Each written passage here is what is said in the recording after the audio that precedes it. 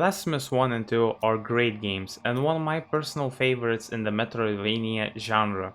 So in today's video I decided to rank all of the bosses from Blasphemous 1 and 2 and their respective DLCs from worst to best. So let's not waste any more time and let's begin. In the 31st spot I have Warden of the Silent Sorrow. This boss fight is a tutorial boss for Blasphemous 1, and I think there's nothing wrong with the boss fight. I just think it's pretty simple and basic. There's nothing really going on for it. It just has like two movesets and it kinda teaches you the ropes of how to play the game and how to fight bosses. So there is nothing more to say. Let's move on. In the 30th spot I have Our Lady of the Shared Visage, and this fight is quite annoying, I would say, especially when the second hand comes up in the second phase. It starts spamming, and if you get certain moves that don't really work with each other well, it just becomes overwhelming and really annoying to deal with. But it kind of gets counteracted by the fact that the boss fight is not that punishing and it's quite easy. So if you're not trying to do a hitless run, I don't think it's that annoying. And I do think it still kind of edges out Warden because it is a bit more of an interesting idea. In the 29th spot I have Benedicta of Endless Orison. This fight maybe wouldn't be that low because overall when you learn the fight it's not that bad. I think there's some interesting and fun interactions that you have to do to kind of overcome the challenge. And the boss design is pretty cool. But for me personally, learning this boss fight was really annoying, especially with her random ass structures that she throws at you. I think it was like annoying, and even though I do think maybe the boss fight should be higher, just in my personal experience it just was kind of annoying, so it cannot go any further beyond. In the 28th spot I have Faceless One, Chisel of Oblivion, and this guy is another tutorial boss, but this time from Blasphemous 2, and I think this fight, again, is just a tutorial boss. It's a bit too basic to go any higher on this list, but compared to the previous tutorial boss, it has been a bit more flashed out move. It has a bit more of a flashed out moveset, and I do like it, and I do like fighting him a bit more than the previous bosses. In the 27th spot I have Exposito, Sign of Abjuration. This fight is a disappointment in my opinion because from the design and how it looked, I thought this fight is gonna be like top 10, like it's gonna be like really good. But it was really disappointing because you don't even really fight the child and you fight the, I don't know, snake or whatever it's called. And the snake itself is a bit of a pushover. It's like one of the easiest fights in the entire, in both games and DLC combined. And yeah, it's still a bit more fun than the previous bosses, but it was one of the most disappointing fights I faced in this game. In the 26th spot I have Persona Fermosa Fembra. What does it mean? Don't know, didn't Google. All I'm gonna say about this fight, it's really annoying, but I like some of the stuff that it's doing. I like how you have to approach and counter some of the abilities, especially when she does the laser attack and you need to hide behind the ceiling, and the lower her HP gets, the smaller the ceiling is. So your dashes have to be more precise. And yeah, the fight would be much higher, but when she starts circling you and shooting random orbs in the area, well, they're not shooting at them at random, but you get the point. To me, that whole attack was really annoying to dodge, and it made me frustrated. Now, afterwards I kind of took a break and beat it afterwards, so I don't know. Maybe I just had to come into the fight with different expectations, but with my personal experience, this cannot go any higher. In the 25th spot, I have Lesmes and Corrupt Sacristan. Those names, man. And all I'm gonna say is this is the last fight that is annoying to me, because this fight has kind of three phases. First of all, you fight him, the Lesmes himself, where you kind of have to dodge these fire tornadoes that he does, and kind of dodge his fire orbs. Pretty simple and pretty straightforward. But then there comes the second phase. Now it jumps out a girl or a child, whatever it is. Don't remember the name. but she more starts shooting these green stars that you have to dodge. Again, pretty simple, kind of weak to the flail that you can use. But afterwards, when she dies, you have to fight them again, but both of them at the same time. And this is where, in my opinion, it was just kind of annoying dealing with both of them. Still, the fight is pretty solid and it's quite enjoyable, but that third phase kind of leaves a bad taste in my mouth, so I cannot get it any higher. In the 24th spot, I have 10 PDAD, and this guy is just a solid fight that it's really fun. It has a few movesets and maybe not enough of them, but it's still an enjoyable fight that there's nothing really much to say. Just I enjoyed it, especially being like, I think if I remember correctly, a second encounter. It's just straightforward, fun, enjoyable gameplay. In the 23rd spot, I have Meliquidus, the Exhumed Archbishop. And this guy is really easy, but I will say his attacks are pretty solid. I think they're quite enjoyable to overcome, but they're not that difficult. But I really like the idea of you needing to first destroy all the hands, so his head would lower and you can hit his head and you repeat the process. In my opinion, it's a really fun fight. Maybe even should have gone higher, but when I did this list, I decided on this spot. In the 22nd spot, I have Final Form Excalibur, and this guy is, if I remember correctly, a secret boss fight that you have to get a certain ending to even fight him. And for a secret boss fight, he's not really that cool.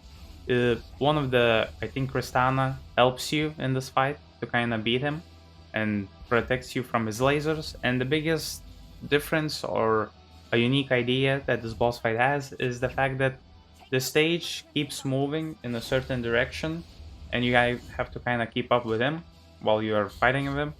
And other than that, just a kind of, even you could call it a slow burner type fight where dodge attacks and keep moving forward. And there's nothing much about it. It's still quite solid and fun, and I kind of decided to put him here. But other than that, it's not really that special for a secret special fight. In the 21st spot, I have Brother Asterion, and this is the first DLC fight, the DLC from Mea Culpa, if that's the way you pronounce it.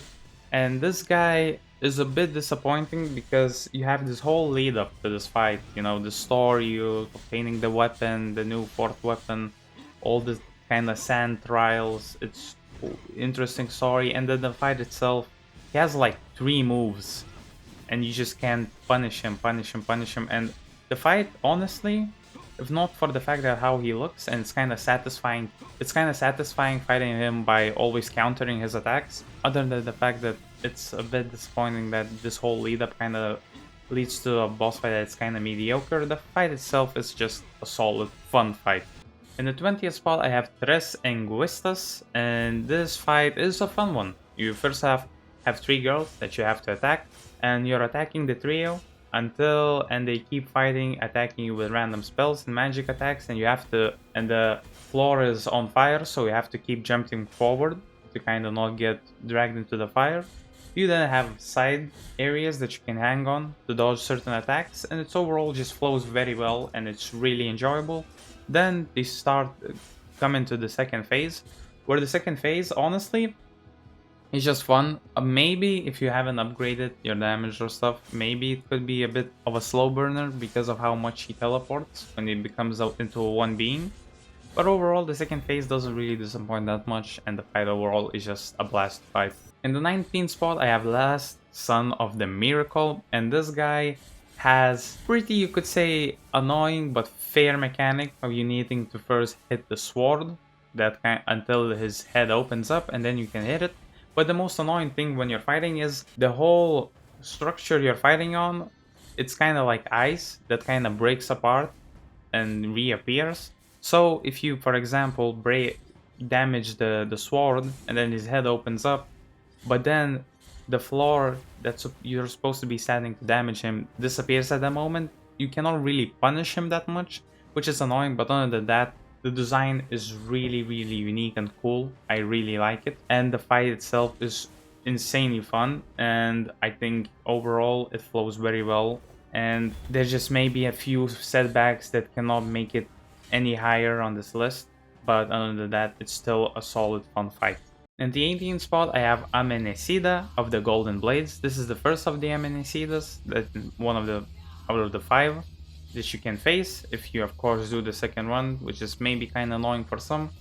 And all I can say about this one is it feels like out of all the five that kind of have like one of the coolest attacks in games and the ways to kind of combat.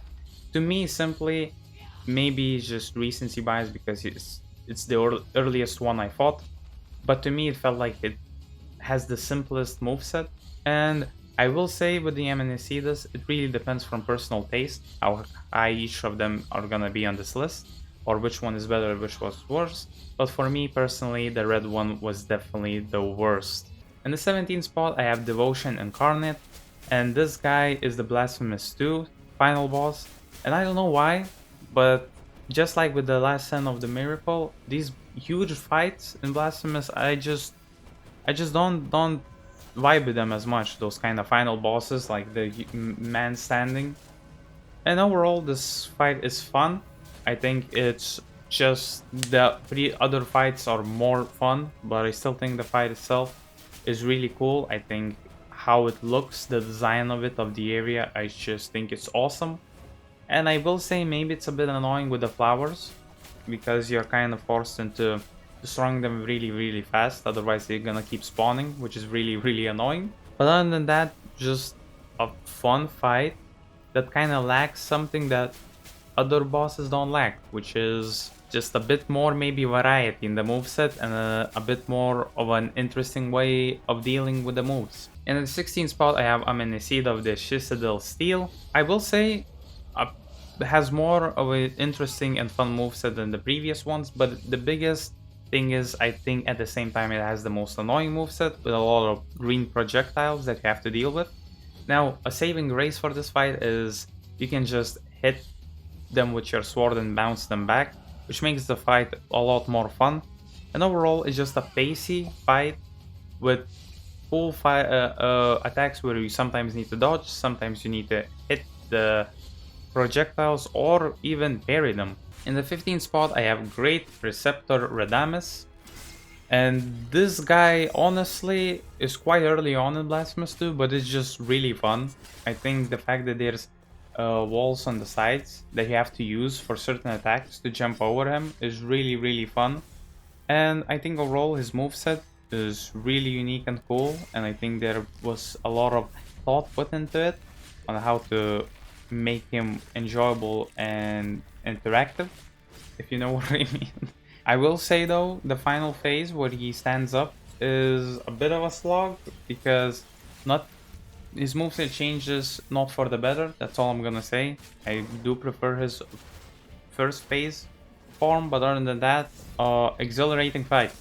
In the 14th spot, I have Amenicida of the Molten Thorn, and this guy has really cool fights, but has really cool attacks, but all I can say really, compared to the previous ones, I just prefer him, and there's nothing really you can say. Like, just like every other Amenicida boss, this guy just has a lot of unique movesets that are really fun, and I just prefer him over the other two.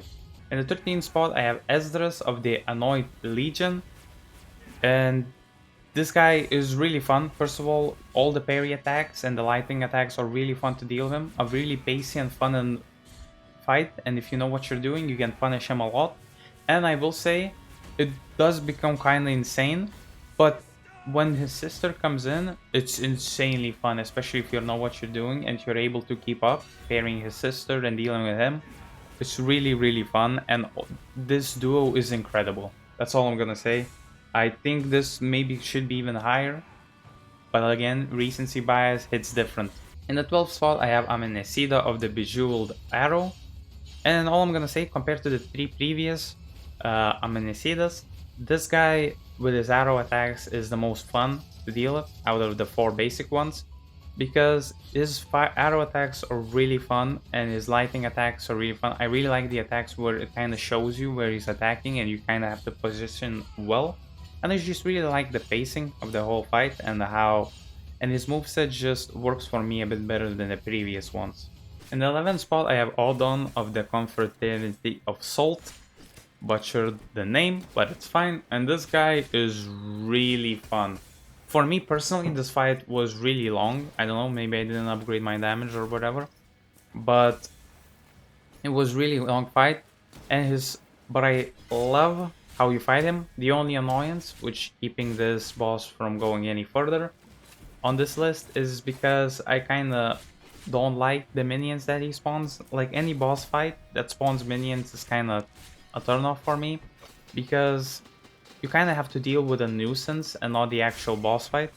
Though I will say in this boss fight it's done pretty well, and you can deal with the minions quite well if you know what you're doing. And this fight just really a solid type boss where you understand the moveset, you learn it, you dodge it, it feels great. In the third spot I have Aphelior, Sentinel of Emery. This guy is like a Ronin. Really cool fight. I love how he always makes his sword like I like how he polishes his sword all the time in the fight. And I just really like his moveset, and I like some of his more cooler attacks. And one of the main themes going on is that the lower his health is, the more he polishes the sword until it's like bright red, which then he goes crazy. And it's really exhilarating because at the start he kind of just gives you time to learn his moveset, which I really appreciate, but the more you go into the fight, the more he adds to those moves. For example, he does a spin move that you kind of have to dash behind to kind of dodge, but on the finale, he does it like 3 times in a row, where you need to dodge all 3, you have to dodge it all 3 times. And overall, just a really cool design, kind of for some reason reminds me of Sam from Metal Gear Rising. I don't know why, just kind of badass swordsman, that's all. Just a really enjoyable fight.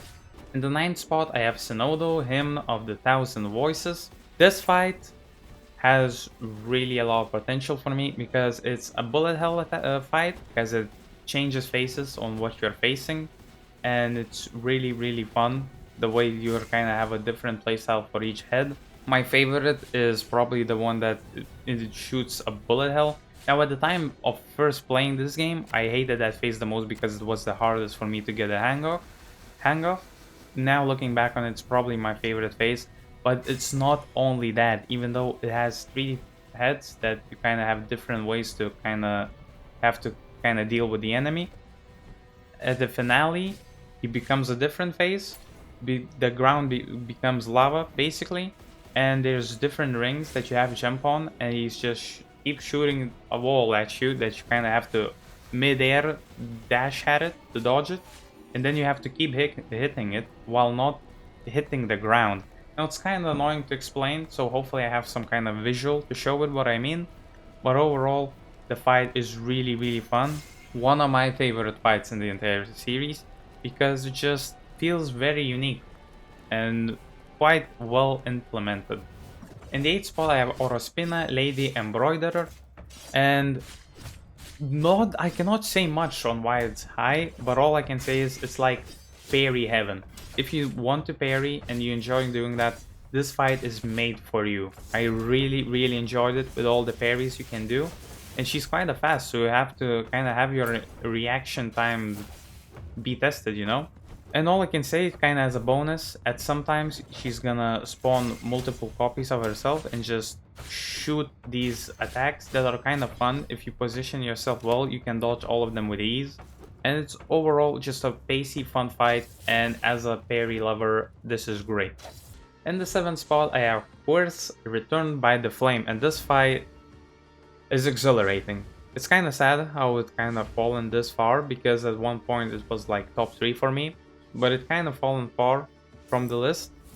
But I will say this fight is really fun. It's not as challenging as some of the harder fights in the game, but it's really fun, and I think his attacks are very fair and very rewarding to dodge. And overall, this is one of those bosses where you kind of go into the list of like, it's kind of sad when you kill it because you cannot fight it anymore. So yeah, nothing really much to say. I think it's more of an experience fight, so please experience it for yourself. In the 6th spot, I have Sor Cotiva del Silencio, or in English, Captive Sister of Silence. This is a DLC from Mea Culpa, this boss fight. And overall, I just feel like when I started this fight, I think the biggest thing, it felt like it was like, I know for some reason, higher quality compared to like previous boss fights. I don't know why, but I just really enjoyed this fight. It is quite simple. Like what's going for her is that you have a lot of attacks that you have to deal with, and at the same time she has this pendant that you have to keep hitting until it breaks, and that's the only time you can actually damage her until it kind of repairs itself and you repeat the process. And overall, just a fun fight that kind of has this laser sequence that you have to dodge, which is fun too. And overall, a really high quality fight that deserves, in my opinion, this ranking. In the fifth slot, I have Laudis, the first of the Amenicidas. And this guy, all I'm gonna say is all the 4 Amenicidas that you have, put their movesets into one thing, and this is what you get. Like, it's the harder version of those movesets, but you're basically going like through 5 phases, which each, and this Amenicida uses all of the Amenicida's movesets. So it's just great. I think it's just better than all 4 of them, because they're literally 4 of their movesets combined into one. And overall, just a really fun fight, and honestly, a really good ending to the DLC with some cool story beats and animation that's always appreciated. In the fourth spot, I have Isadora, Voice of the Dead. This gal was probably the most difficult encounter I faced. Really punishing, but really fun, really enjoyable. The moves felt fair, and honestly, the moment I kind of got the hang of her second phase with those fireballs, it's just, you feel like a badass when you're keeping up with her pace, because the pace is insane. Another thing is, like, with the music, she sometimes starts singing with the music, and I never did this in game, so I only learned it as a cool fact, but you cannot actually pause the game or go into your menus while fighting her, which is kind of insane. Like, that's the only boss that has this feature. And overall, just a really fun fight that feels, honestly, because it's kind of optional, as like a really big challenge to challenge your skills. Now we finally made it to the top 3, and in the third spot I have Seerpiece, the giant snake. Holy shit, it's fun. Like, really fun. It has straightforward attacks that are fine, has a simple counterplay to it, but it's really fun fighting him, though it only took me 2 attempts to beat him, so it's, as a fight, it's not that bad, but it's really enjoyable. Probably I could say a lot about Seerpiece with his attacks, his magic attacks, and his 2 kind of sides, but overall all I'm gonna say is it's just a blast of a fight, and one of the greatest fights in like Blasphemous has ever had. In the second spot, I have Kristana of the Wrapped Agony. And this fight is what I want in a fight. Like, really cool. Honestly, even talking about it, maybe it should have been 1. But you know, I'm gonna talk about it when I get to the first place. This fight is really fun. And honestly, the first phase is not that bad. It's kind of simple. But the second phase, honestly, goated. Like, the pace at which we are fighting is really fun. Her movesets are really well telegraphed. And pairing her and dodging her attacks and reacting to her is just really fun. Overall, another thing is the music hits different, the area hits different, the design of the fight is really cool. I really like the character designs when there's a character with full armor and a weapon and you're just dueling, really cool. And overall, just applauds for making such a great boss. Thank you. Thank you. Team 17, I think it's called, or whatever it's called, the group that made this game. Thank you for this fight. In the first spot, I have Eveterno, Father of the Penitents. And I do say, that's why I kind of thought maybe I should put him second, because his first phase does lack, in my opinion. And I know it's kind of an introduction, you know, to this fight, kind of like, oh, it's not gonna be that bad, and then fake out, it's actually insanely hard. But honestly, the first phase is kind of meh. But the second phase, honestly, the most fun I had in a long time. And it was a bit difficult for me because I'm stupid to find counterplay of how to counter some of his attacks. But when I got the hang of it, it flowed so well. But the second phase, honestly, the most fun I had in a long time. And it was a bit difficult for me because I'm stupid to find counterplay of how to counter some of his attacks. But when I got the hang of it, it flowed so well. But what to me I like in bosses a lot is when, even when you learn their attacks, sometimes you still struggle to kind of actually do it, not in theory, but in actuality to actually pull off the dodge or the move. but at the same time kind of enjoy the fight even when I die, and this boss fight is what it was. I really enjoyed it. As I said, the only drawback, I kind of dislike going again and needing to fight the first phase because it's kind of like lacking. But other than that, really cool arena, really cool boss fight, overall just one of the greats. So that's me done with the list. Hopefully it didn't yap too much, but looking at the time I yapped too much, but it's fine. I honestly really enjoyed both of the games in the DLC. I think they're great, and I just think this game deserves all the praise. I'm probably gonna do this kind of list in the future to kind of see how my perception changed, because it will definitely change with this one, and in the next video I'm probably gonna be doing easiest to hardest of the same thing, of these Blasphemous DLC and bosses. But other than that, hopefully you enjoyed the video. Tell me in the comments how you would put some of the bosses differently and why, and I'll see you in the next one. Peace.